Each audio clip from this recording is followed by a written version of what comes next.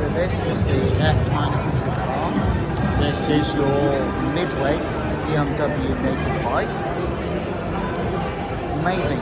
So 900cc parallel twin liquid cooled.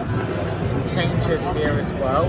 BMW using this coating over the clutch basket. Swing arm looks about the same though. Really nice swing arm.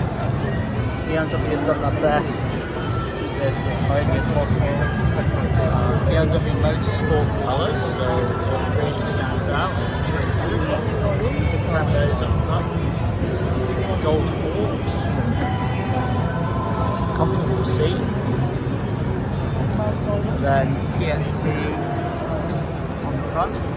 And what's nice is that this one looks to be have an anti-glare coating, so you don't get reflection back at you when you're riding. So that's a really good touch. And you've got some epic features. So you've got cruise control, different menus to choose from, cogwheel to go through the different menus at your disposal, heated grips. Really nice colour scheme. Really good.